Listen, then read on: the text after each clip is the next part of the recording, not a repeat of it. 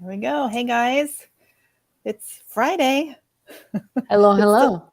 it feels like Wednesday to me still, but I'm that's not just sure me. why, but I don't time. You know why? Because I don't have like the normal. When you don't have the normal 9 to 5 and the school stuff, all that stuff's just out the window right now.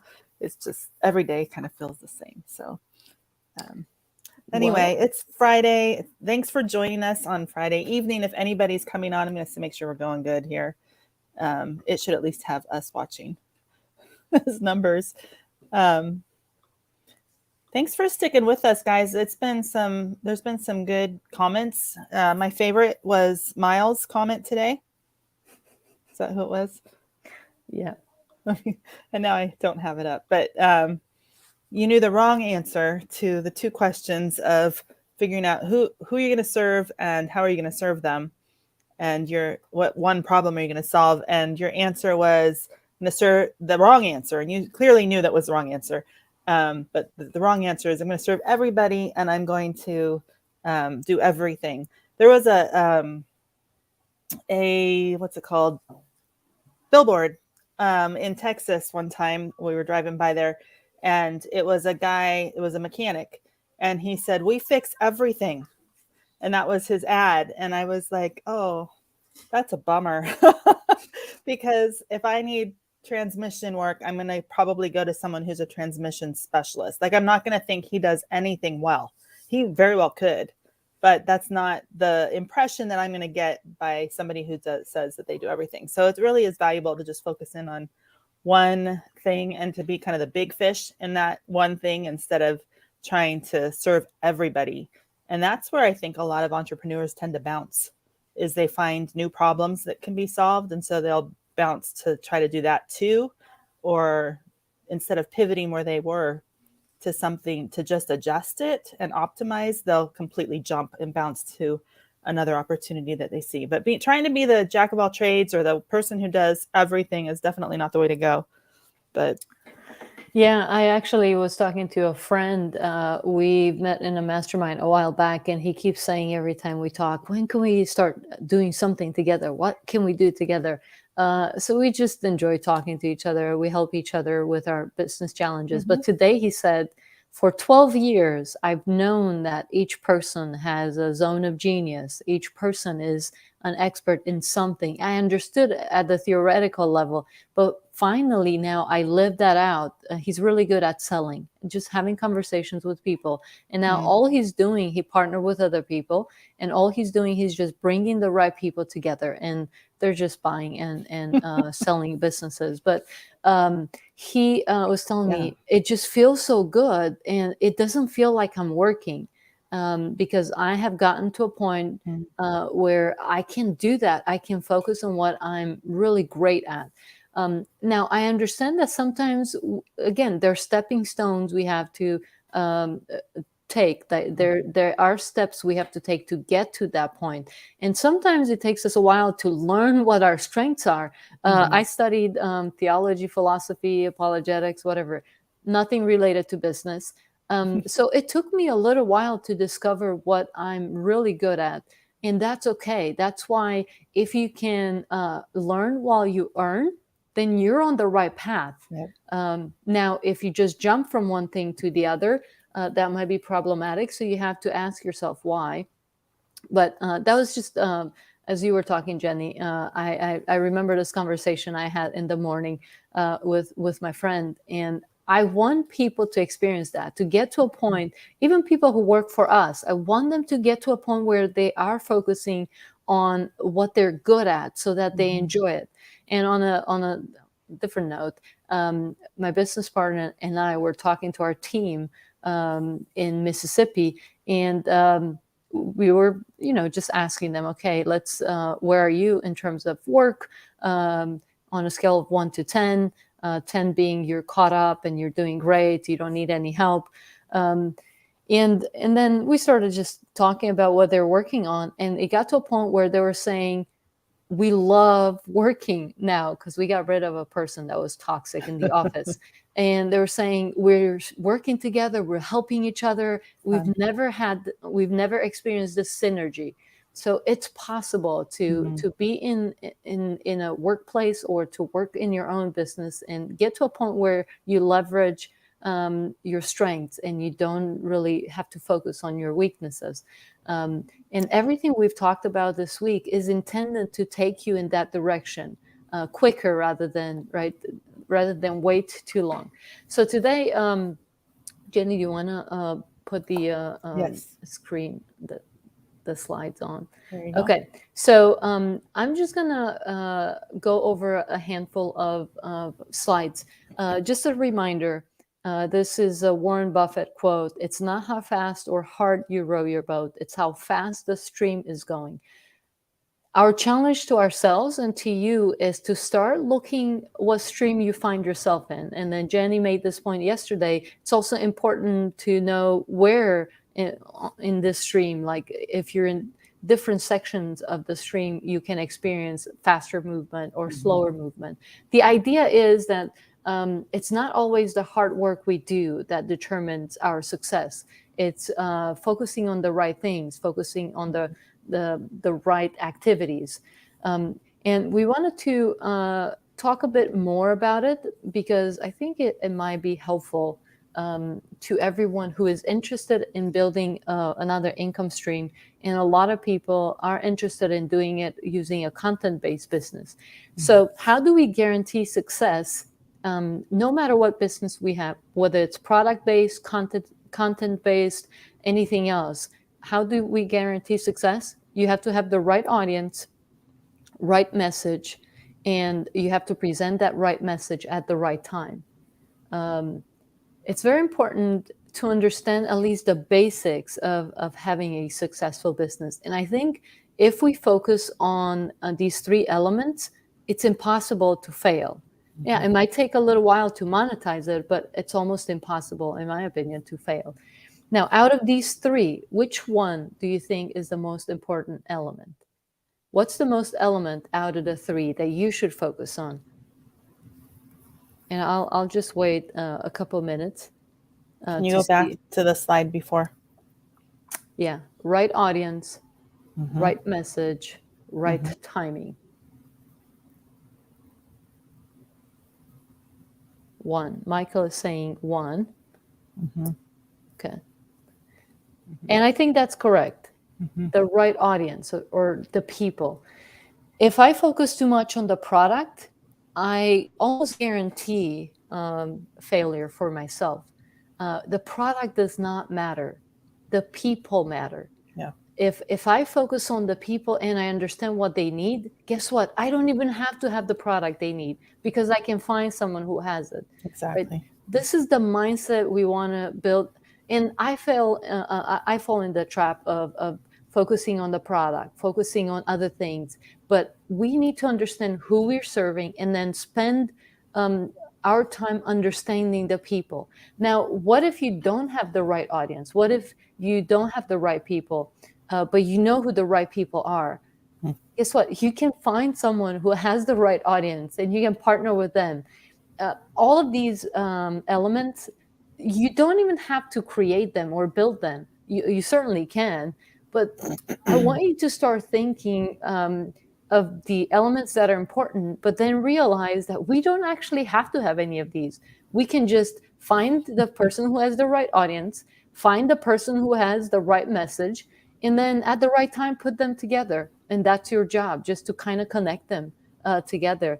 So it's so much easier than what we make it. And I know I fall in the trap of trying to work hard. But again, if I work hard, that doesn't determine success. If I just place myself in the right stream and around the right people, I have a much higher chance of succeeding. Someone was asking, what if I don't really know who the right audience is, the step for the first step? We talked yesterday about the research part. And one of my favorite ways to discover the right audience is to look at reviews on products, courses, and books to see what people are saying. So let's just take a random example we took yesterday, sublimation. I have a sublimation business. I'm going to share with you a case study about how I built that sublimation business. So I figured I'm going to build something off of the sublimation topic. Not sure yet what, but sublimation, people who sublimate, who print using the sublimation method, those tend to be people who buy these small printers. You can start in the sublimation business with about $1,000 in spend, and you can start your own sublimation printing business. Those people tend to spend a lot of time learning how to sublimate, but they don't tend to know how to sell the products they made. And they don't know how to price their products. They're afraid of pricing their products right. They're afraid to charge too much. So that's a type of audience, right? I already know because I'm in several Facebook groups with sublimation beginners or people who are sublimating. So I already know some of the questions they ask, but go around those people and see what their questions are. Ask questions, and then you will determine if it's the right audience. There are a few things you can do. If I go to Udemy, it's a platform where you find courses. I have not looked at it today, so I'm just gonna do this sublimation. I don't know if there's a course on it, but T-shirt design workshop, T-shirt design, introduction to DTG printing, direct to garment printing. That's another type of printing. A lot of these people focus on T-shirt stuff. Now, all of these people who are buying courses about T-shirt designs will probably be good candidates for my sublimation course. But Udemy is showing me that people are interested in making money with printing. They don't care what method they use as long as they make money. And then I can go here and read the reviews. That's my favorite way of determining who the right audience is. But you have to ask questions and you have to spend a little bit of time in order to have an idea of what type of audience to look for. Use the brainstorming exercise that Jenny posted in the group. If you haven't reviewed that, it's in the resources, right, Jenny? Where would people find it? It's pinned. It's pinned to the top, so you might have to scroll through that a little bit. But yeah, so there's a worksheet on finding who you know, and then I think it was day 2 actually where we dug into your audience, and that's focused more on Facebook. And I like Facebook. I love what your method too. I think it's brilliant to go because you're not just finding your audience, you're finding the problems that they're dealing with. I like to go and to look at Facebook groups, if it's new parents or young marrieds or, women over 50 or people who are into healthcare or, whatever. There's a group for everything. So you get involved there and you start seeing what people are what their pain points are. What are they complaining about? What are they excited about? You learn about your audience there. But the reason I like groups is because the people are already together. And Delia gave a great example yesterday of, befriending the admin and sending a message just to see if there was some, interest in collaborating on an idea. So Facebook groups are easy. Yeah, Quora is a website that has, I think, millions of people, and there are several 100,000 questions being posted on this website every day, I think, or every month. I looked at some stats recently, but I don't remember the numbers. So you can go to something like Quora or Reddit, and it might be easier to start with something you're interested in. Sublimation is something I've learned because I built a business in the sublimation printing.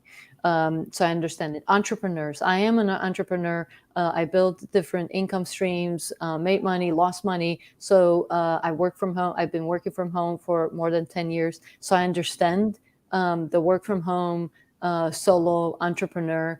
I understand the wantapreneur, the person who actually wants to be an entrepreneur, but it's not, because I was there for a while. And I can, I can share so many different stories, but let me think something that might be relevant. Usually, if you think back to what you struggle with, that's the best way to find an audience? What did you struggle with? Who were you at that point? Yeah. Can you serve those people? That tends to be the easiest way to do it, in my opinion.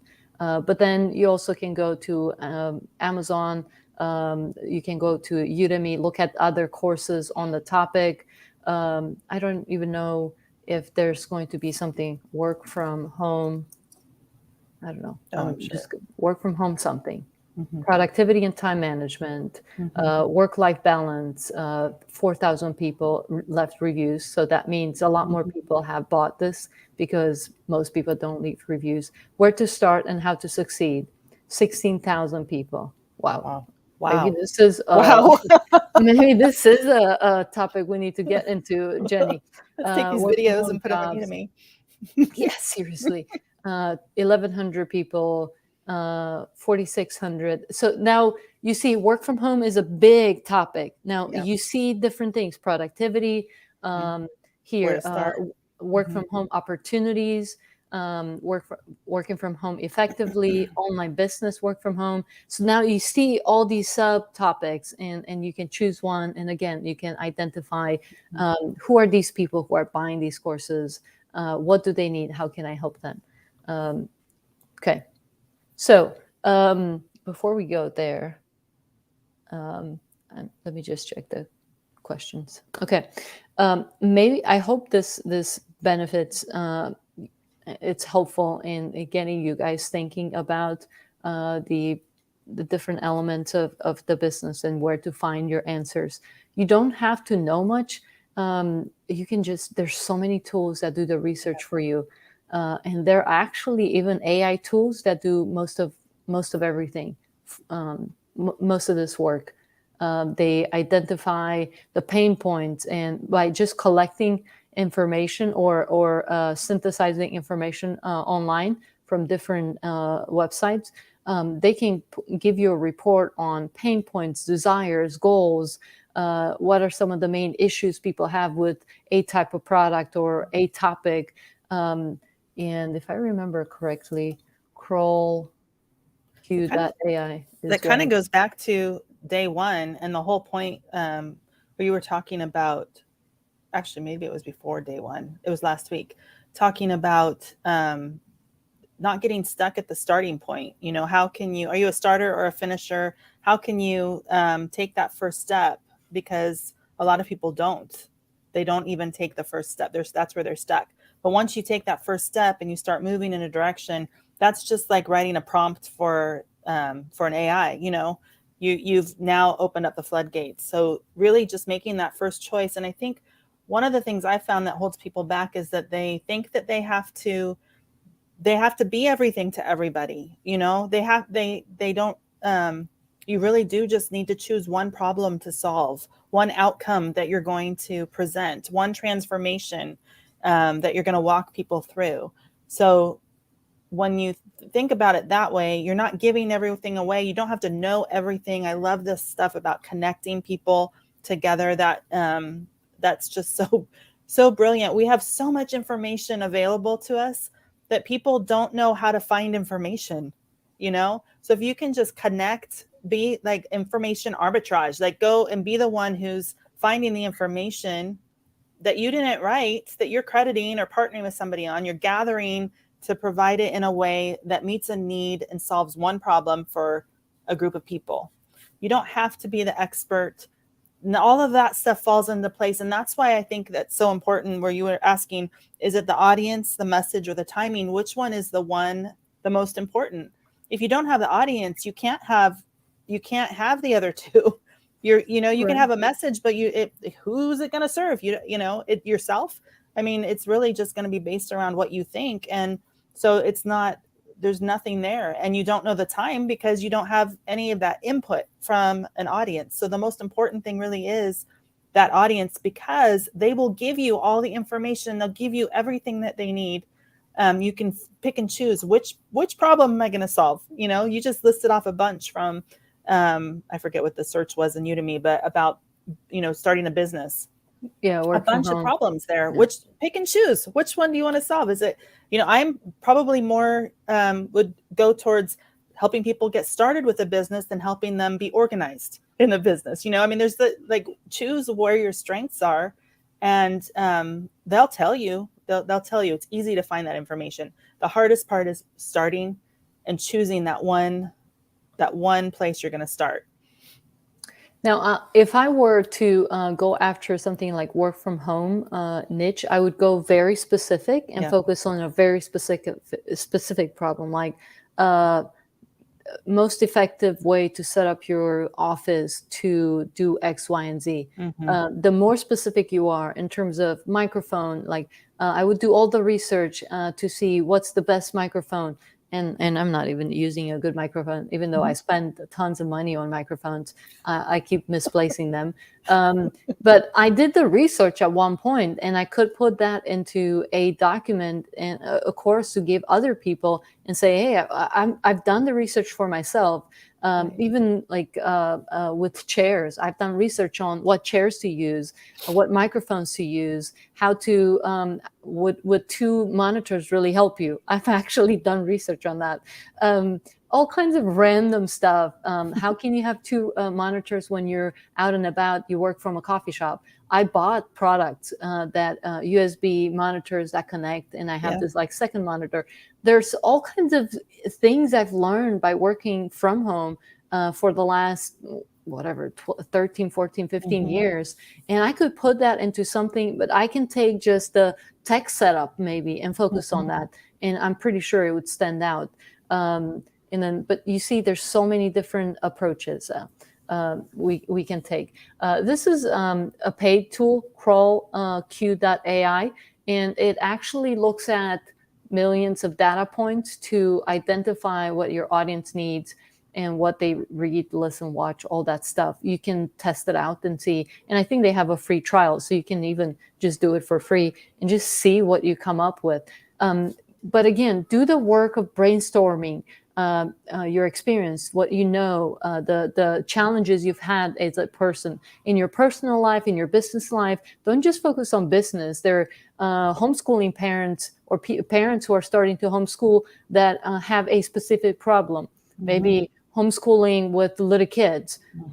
So they have little kids, and then they have the school age kids, and they're afraid to start. I don't know. I'm not a homeschool. Jenny can talk to that, right? But you can take just a portion of that audience and serve it.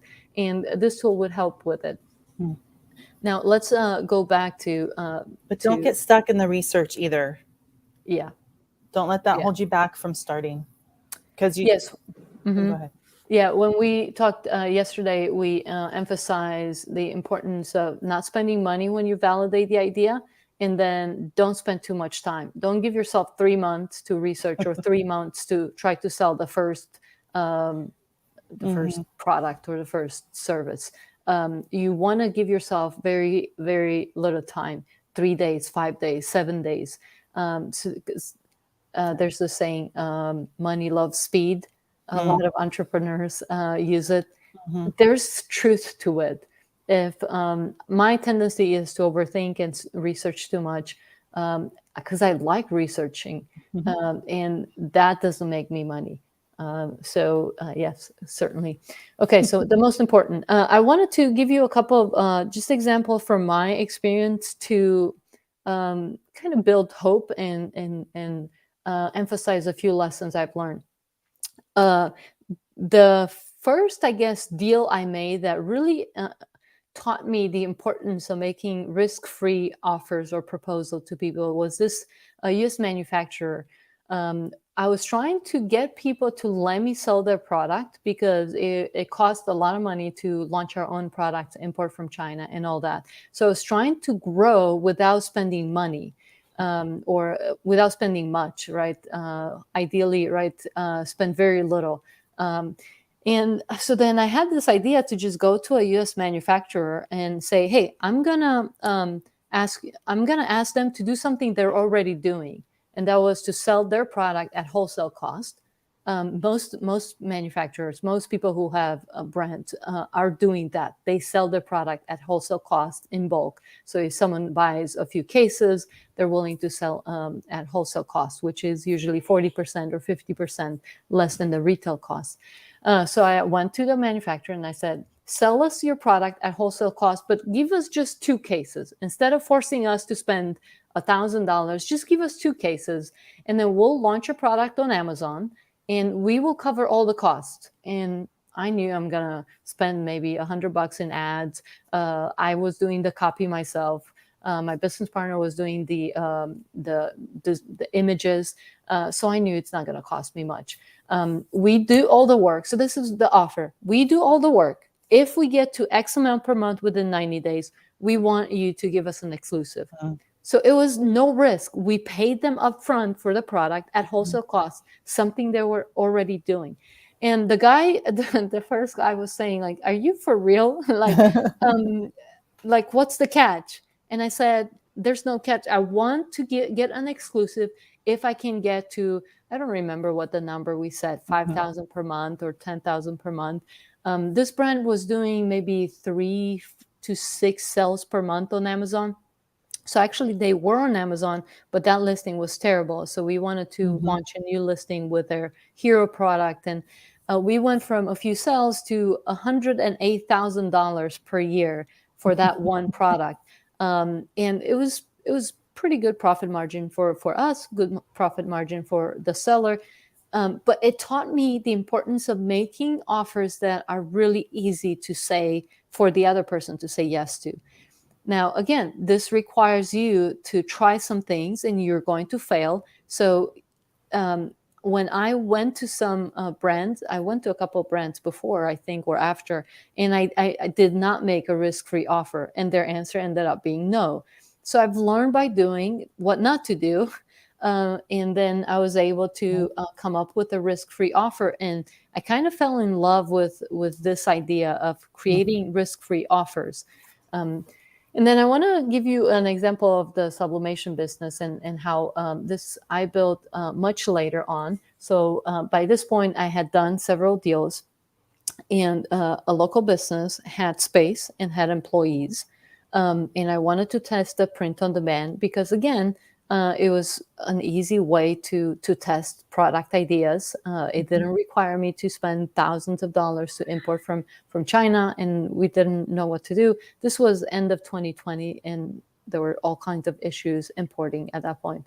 So I told them, okay, your role is to provide the space, provide the employees, and you cover the investment too to start this business. You buy some printers, and our role is to leverage our knowledge about Amazon and build this sublimation printing. We do all the online work. They didn't know how to do it, and we manage the process in terms of shipping to Amazon and all that.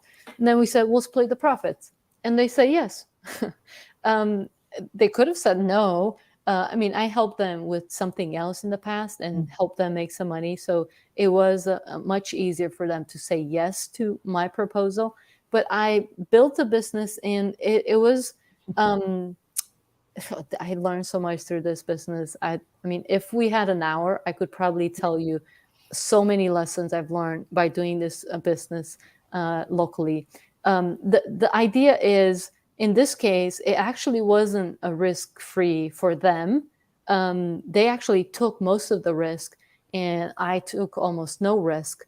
But they said yes because I helped them make money with something else. So that's another way to do it. One of the products we launched in 2021 made $110,000, and you can see here actually the numbers we realized the cost of goods in here were wrong, so we made more than 20,000. And this was one product, one of the POD products, and then we had a few others that were doing less than that. This was the one that made the most. However, the next year, this product generated more than 13K. When I took the screenshot, it was 13K, and I was too lazy to go back and find the research, the screenshot for the whole year. So it was more, but it was about 97,000 in lost in revenue because some Chinese sellers claimed our listing on Amazon. We couldn't get a trademark because the name we chose was wrong. But this taught me some of the things I shouldn't do. So now when we're building our POD brands, I am securing those brands, and I'm not going to make this mistake that we made with this initial brand. Not every story turns out to work great as, we have challenges, we experience issues. It's easy to talk about all the good things that happen in my business, and then there are plenty of things like this one. Not fun at all. So I've experienced all kinds of challenges as well. But at the end of the day, all I need to do is just to make sure I make more money than what I lose. Right. And that's why it's important to always test and experiment and have the right mindset. In 2017, when our Amazon product that was doing close to $50,000 in revenue per month lost traction because, again, some Chinese sellers attacked our listing. Probably, I think they paid people to leave negative reviews, and it really affected our ranking. When that happened, I almost gave up on Amazon because I didn't have the mindset of a business owner that looks at challenges as something to solve and work through. I allowed the challenge to really stop me in my tracks. Now, if something like that happens, like this product happened, I'm like, oh, well, that's kind of sucks. I shrug my shoulders and I just find another way to make money. I grew as a business owner, and all those lessons I've learned along the way are allowing me to find solutions quicker. So I'm not really affected by it as much. Of course, I want to build moats, right? Like safety measures around my brands, my businesses, and always have things that protect us as much as possible. But hard things are going to happen. It's part of the process. I wanted to give you share the POD business example, just to emphasize that with that one, right? I took something I knew how to sell on Amazon, combined it with something new that was allowing me to launch products quickly, but I didn't really want to pay for it. So I found someone who was willing to pay for it, and we just launched something. Again, it's a matter of just doing deals and finding the people who can help you achieve the goals you have. You help them, they help you. And I really like risk-free offers, but not every offer I make is risk-free for the other person, for various reasons. Like sometimes I'm too busy and I don't want people to take me on an offer. So then I make it really hard for them to say yes. And then they still take me on the offer. I'm like, You're like, shoot. well, okay. I guess I'll do it. So just some examples. My goal was to actually launch something from A to Z, go through the process and show you the case study. But it was too hard to put it together in 1 week. So I'm going to work on actually that case study over the next couple of weeks, and then I'll share with you the results, taking something from like taking an idea and converting it into an asset that can bring me income. Because I wanted to do it like this month, do it from scratch so you see it. Something I haven't done. So I'm still working on it, and I will share the details in the group over the next couple of weeks or so. Now that I said it publicly, I have to do it, so there's that accountability piece. But I wanted to remind you, the whole point of this was to remind you to focus on the right things, and then make sure you choose the right stream. And I think that's going to lead to progress and success. So would you say the stream is the audience, the message, or the Well, with I had the skill of selling on Amazon, right? if with POD, what I did is just found what people were searching for in terms of POD products on Amazon, and I just jumped in front of those people. So I found something like a big stream, right? A lot of people searching for Right. this type of product. And I can tell you, it was products for retired people. So there are about 15 to 20,000 people at least searching gifts for retired people on Amazon. And what I did, I just provided a product that served that audience. So the stream was fast. There were a lot of people looking for this. I had a way to make a product for them. So I identify a group of people. Well, the people who were buying gifts for retired people. I identified those, and I put something in front of them. So that's one example.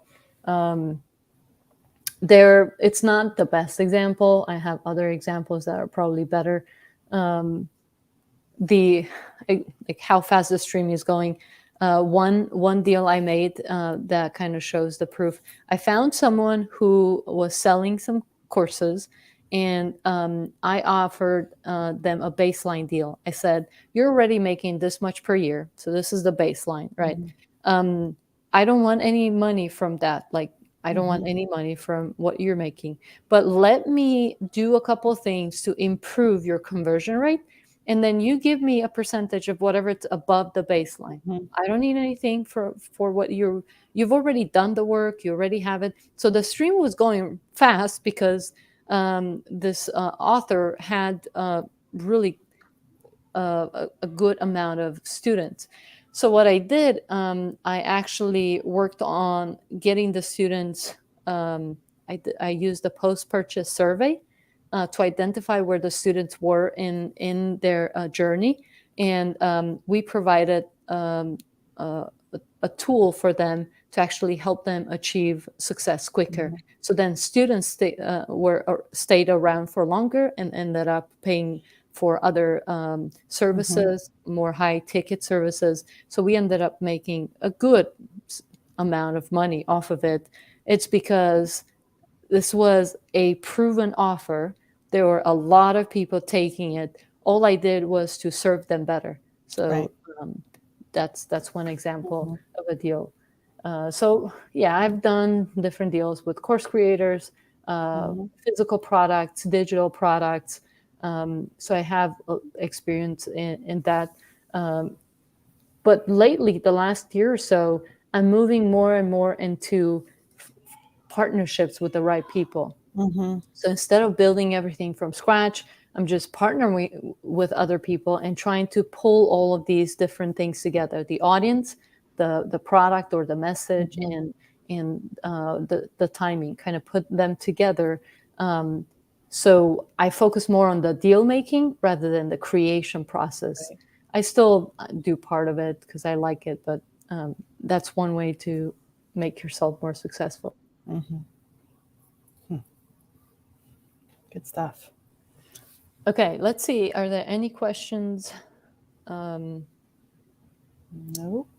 Okay. Okay. No. So then we can just jump into mentioning the offer we made, right? So Jenny and I, right, did this challenge, and Jenny had this audience of people who are interested in income streams. So it's the right. We found an audience, right? You are the audience, and we were thinking, okay, what do these people need? They want to build an income stream. How can we make it happen the quickest way, the fastest way, the easiest way? Remove some of the barriers or most of the barriers. Like we started just. I always try to dream about this. Like, how can I remove as many barriers as possible, and how can I make it happen for someone else? And just we had this idea, random idea, never really tried it at this level. To build we call it the Wealth Collective, like a group of people who are working together to build an income stream. And we don't have the offer ready yet. We mentioned it already, some of the details, but we want to remove as many of the barriers as possible by pulling our resources, leveraging our knowledge, like together we would work toward a common financial objective. And I think we will be able to amplify our results and actually the income potential. We use this example or this idea yesterday. Imagine you working for 35 to 40 hours a week on a new income stream. Would you get to your destination quicker if you also knew what to do? So now the way we're doing it, right, we have 5 people, each person is putting 5 hours toward it. Then we'll kind of guide the direction. Again, we are leveraging what we know, we are leveraging the relationships we have, and we're building this income stream together. And the goal would be to actually share in the profit. But we need people who are willing to commit to doing those hours. And then we have to use an application system.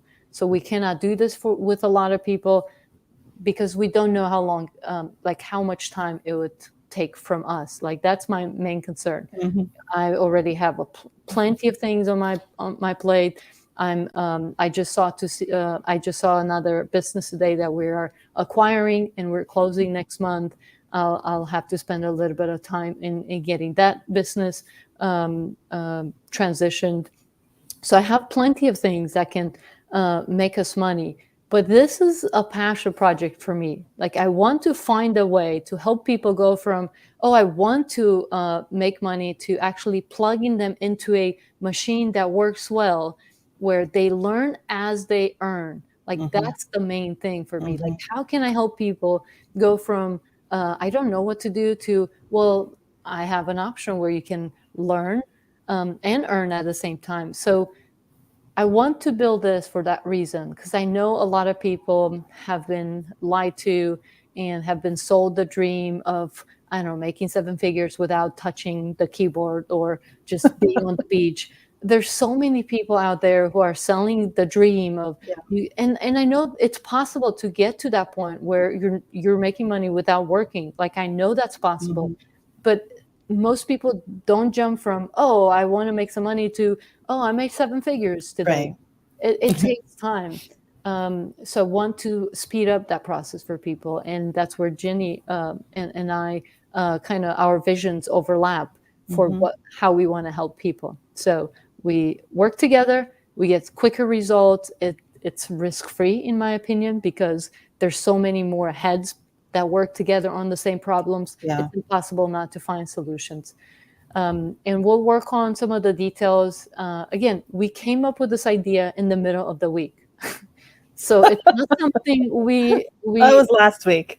Was it last week? It was last week. We came up with the idea about a week ago. Okay, so it's not, we haven't worked out all the kinks and all the issues. And yes, there might be some issues that we have to work through once we say yes. But Jenny, do you want to add anything? Well, I was just thinking it's one thing that I think is valuable for you guys is to watch what we've done this week. And we've taken, some of our strengths and we're sharing them with you. And like Delia said, she let the cat out of the bag. Last week, I don't know if it was last week, maybe early last week, we had decided let's do this challenge and then let's offer a mastermind. And as we started talking about it, this new idea kind of morphed, and that is just beautiful. I just love it. So my point though is that we took our assets that we have. There's an audience of people that we want to serve, that I want to serve. And I was like, Delia, hey, do you want to join me in this? You guys have all seen this week. If you didn't know her before this week, just a wealth of information and experience. And I love her heart and just real down to earth and practical. Not a lot of hype and just wanting to help people. And so we just took our strengths and started brainstorming. You guys can do the same thing, I guess, is what I want to say. We're exemplifying what we're trying to teach you as well. And it doesn't have to, we have a lot of it. We have it mapped out, but we don't have the details of the offer completely buttoned up. So that's what we need to do before we can really present it to you guys. But that's all you need to start talking about something or start moving in a direction, is to have the idea and the outline of it and then you can start moving forward.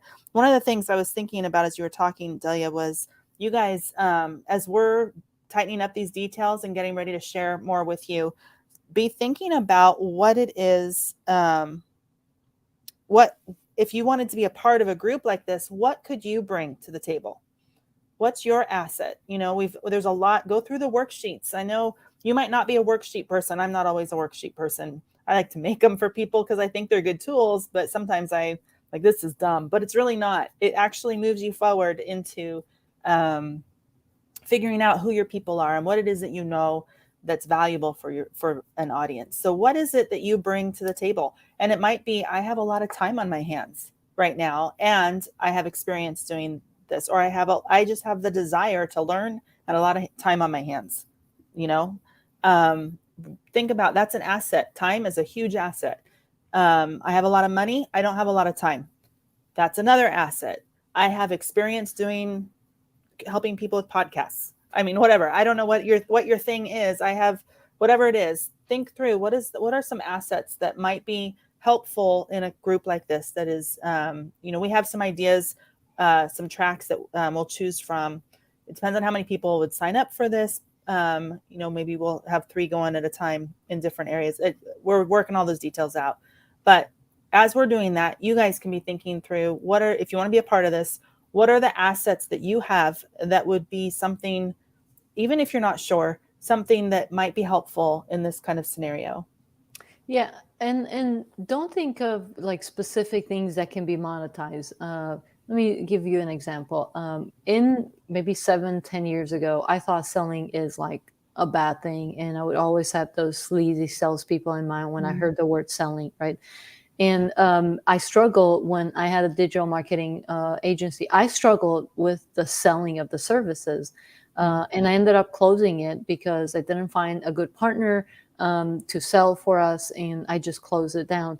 And then I realized we sell stuff all the time. Do people know which is your favorite book or your favorite movie or your favorite restaurant? Why do they know? Because the people you care about are going to hear about what you really care about. The loved ones in your life are going to hear you talk and sell your restaurant, your favorite restaurant. Everyone knows what my favorite restaurants are. Because if I eat at a restaurant and I love that food, I'm going to tell everybody I know. You should totally try it out. And I'm not doing it to bring business to the to the restaurant. That's usually not my main motivation. Like, I want the people to try something good because I think life should be enjoyed. Right. It's part of my philosophy. I'm like, I believe they're good things and we should food's one of them. Yeah. And I'm pretty thankful to find good restaurants and I share them. So I thought selling is bad, right? That's part of my story. I can help people who have a hard time selling because of my story. Or when I moved to the States in 2001, I could barely speak English. I mean, I could understand it, but I had a hard time speaking. And for the longest time, I struggled picking up the phone to talk to people, whether even friends. Like, I hated the phone. And I think it was because of the trauma I experienced when I could not understand people on the phone. I don't know why. I could understand them a little bit better in person, but in those first couple of years, I really struggled picking up the phone and talking to people. And again, I would not even call friends. Like, I would always avoid the phone. And I realized this week, I actually enjoy talking to people now, whether it's on the phone or WhatsApp, calling or Zoom. And I was trying to think, what happened? Like, what was it? Like, English was my second language. That made it really hard for me. But now I actually went through the experience of, I met some good friends and they don't live close by. And I really want to maintain those friendships. So I made the effort to start talking to them on the phone. And guess what happened? After a while, I realized, oh, this is not that bad. And now I'm much more open to actually using the phone for business. And I do close deals over the phone now, which I never would have done 15 years ago. Again, it's a simple story. And I want you to think of your own stories. What were things that you struggled with, things that you hated, but you overcame? Because those are the things you can help other people with. Yeah. And now, because my mindset changed and my framework changed, I believe I can teach other people how to change their own mindset about calling on the phone or about selling or who knows what else. Right? It's very simple stories. Like Yeah. I'm I'm no special person. Like I just made so many mistakes, and the reason I had some success is because I didn't give up because I couldn't give up. I had to Right. figure it out, and you get to actually speed up your process, but you still have to go through your own process. But by learning Mhm. or partnering with people who have gone or have achieved the things you want to achieve, by partnering or learning from them, you can speed up your process, and you can Right. learn from me, right? Even a simple thing as reframing what selling is might be the one Mhm. thing that you need to make your business successful. I don't know. For some people, Mhm. maybe that's all you need, right? By listening to my story, and then other people can listen to your stories. So Yeah. start identifying those stories, because if you want to be part of this wealth collective, what we would love to hear is your stories. And if you choose to Mhm. partner with other people, just do it, but make sure you do that brainstorming exercise, um, and then identify the things you have that you can bring to the table. And Yeah. again, it does not have to be I monetize this business or I build a six-figure business, Right. or it does not have to be that. It can be a very simple thing. I know how to organize information. Like I can research, and I'm really good at taking complex things and making them Mhm. simple, because then you can be that person, and then you just Mhm. partner with someone who's able to present your findings to other people, and then those people are going to pay you for it, for your Yep. findings, right? So it can be a lot simpler than we make Yes. it to be. Yes. Absolutely. That was, yep. Yeah. So as you're thinking that through, I love that. Think through your stories, think through even the little things, and even things around the house that you might do or in your job that you might do. Are you really good? Like maybe you didn't, I use this example a lot. Maybe you didn't know, dinner time would come around and you had no idea what was for dinner and you didn't want to eat out all the time, but you weren't prepared. And so you had to come up with a system that works for meal planning and grocery shopping for you. Or, and if you're a homeschooling entrepreneurial parent on top of that, then your time is kind of limited. So how do you manage all of that? The things that you have found answers to or problems that you have solved are assets that you have. And one little thing, years ago when we were my parents were starting their Amazon business and we were doing working with ours, and we ended up getting a warehouse together for a little bit of time, and we didn't want to invest in a lot of like we needed shelving and stuff like that, but we didn't want to invest in a lot of stuff until we really needed it. Like we wanted to kind of do some shortcuts. One of the things we found, and this was one tip, and it has helped a lot of people, and it's just a problem that we solved, right? And it was that we in putting together a warehouse, we didn't want to pay for the bins that had wheels on them. We needed to organize our like if we were to go out and buy product, we just wanted to dump it and then move it from one station to the next. We wanted a bin with wheels on them. We went and got playpens at garage sales for $5 to $10, and they were perfect size, perfect. They had wheels on them, and they also could lock into one position. And that was what we used in our warehouse to move product, put the bags in when we went shopping, or shoppers come in, they just drop them in at that one station, and that could move around. Those just what kind of problems have you solved in a lot of you have businesses already. What have you solved in your own business? Why did you get started in what you're doing? And maybe you're burned out and that's why you're here and you want to do other things. But thinking through your story, I think that's really important. I totally agree. And don't discredit the little things, because they're a big thing to other people. All Yeah, right. great. Okay, so I think we can end it here. The Before we end, the case study I'm working on is the sublimation book.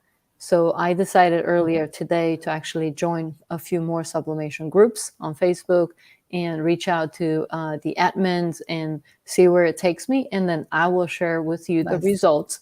So I'm doing all the things we talked about this week. I started doing them this week. So I had no sublimation book, no idea, but I figured this would be the easiest thing to actually do in about a week. And then see if I can partner with someone who has the audience and launch it using their audience, and then report on the amount of money we might have generated through it. The whole idea is just to take action on something. Yep. And just use some of the things we shared with you guys. So that's my case study that I have not finished, but I'm committing publicly that I'm going to do it. Yep, I'm going to work on it, and it might take a week, might take 2 weeks, but should be done within 2 weeks. If it fails, it fails. Yeah. I'll tell you about it. You guys, any of you could do the same case study right alongside too. I mean, yesterday she walked through exactly finding a group around a topic and showed the email or the message that, and I think you were even, she said how she'd word it a little differently, reached out to the admin. It could happen with any group. Okay. And I've listed, if you're wondering what kind of groups are out there, go to Facebook groups, browse, there's a discover option, and it will start, or go to the groups you're already in, and maybe there's something there. But yeah, we'll call it for the night. Tomorrow, we're going to actually jump on again, and we'll talk about this idea that we've been hinting at. We'll have all of the details buttoned down, and that'll be 7:30 Central, so 5:30 Pacific, 7:30 Central, 8:30 Eastern. We'll go live again tomorrow in the group here. So that's it, guys. If you have any questions, we'd love to hear. And again, too, love hearing. I'm getting emails from some of you that are so encouraging, just how you have taken action and the things that have your aha moments. Would love to see those shared publicly because they encourage other people too, and we could all use a little encouragement in our day. So would love to hear more of that and what your takeaways are. Yeah, Jenny, can you just share my screen again just for 5 minutes? I actually was working on this earlier today just to put together the things we talked about. So I did not have the link to put in here, but it's in the group. So identify your skill assets, then determine its value, right? By looking whether people are looking for it. Are there info products on that topic? If it's a service, are there any type of job posts for those? Validate ideas. So I put all the stuff we talked about in here. And then this was a script. This is kind of the format I use if I email people directly. But if I use like whatever the messenger is, I just make it quick, and I'll put it in here. I just say, hey, I'm also doing this. Are you interested in... I had an idea about collaborating. You're interested to hear about it. So I'll put it in here. I'll share this with you. Maybe some of you just need to see the different ideas we talked about. Hopefully this benefits some of you. Again, super simple, not big. It's not hard. It just requires action. So, and I love the Google Doc. Yeah, we're trying to give you something to take action so you don't have excuses. And you can just run with it. And then share in the group what you did and what happened, and we'll be able to give feedback. And then other people in the group are going to be able to give feedback. So if you post it, you're going to get really useful feedback that is going to help you do better.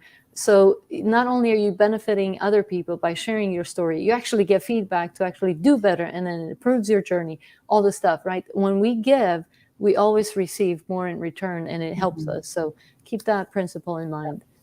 Okay. Perfect. Done. Awesome. And I just posted this comment, but this is on YouTube also. But if you, by sharing with other people too, even if it's sharing a struggle that something, what you might call a failure, you might find someone to partner with as you get to know the people in the group. And so there's a good group here. And we're trying to we want to pull more people to be engaged in here because it benefits everybody.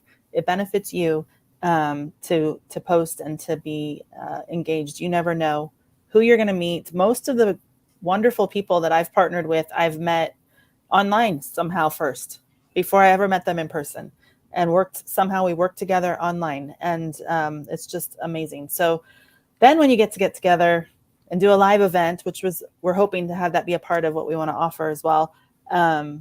It's just that much richer because you already have a relationship. Anyway, I'll stop there. All right, guys, thanks for joining us on your Friday evening, and we will see you tomorrow at 5:30 Pacific, 7:30 Central, 8:30 Eastern.